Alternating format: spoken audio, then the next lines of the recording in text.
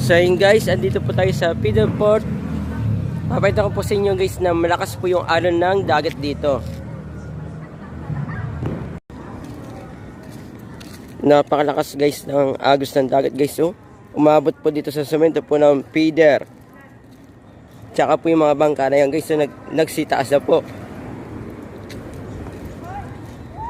Kaya cancel po ang turista ngayon guys. Hindi po namin alam kung kailan po ito titigil guys. Oh.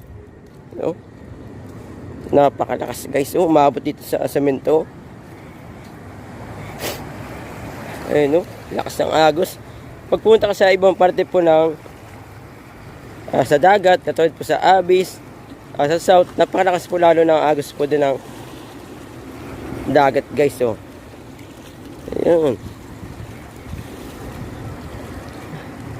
Napalakas ng agos guys. Oh.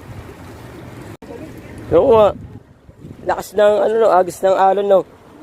Gawa daw kasi sa Quezon daw lumindol, sabi ng iba. Kaya daw lumakas yung agos ng dagat. Bumagi nung nakaraan, lumindol nung nakaraan.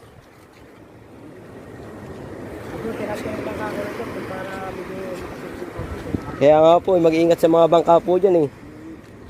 Napakamahal pa naman magpagawa, panasiraan. Lakas ng agos ng alon, lumalaki na. Yan kanina po, dyan parte po, meron po nabanggaan dyan ng bangka, dalawa. Doon may nasira naman po doon na bangka kanina. Mga tanghali po. Sana naman, wag na uling. Kaya po, kaya cancel yung mga turista eh.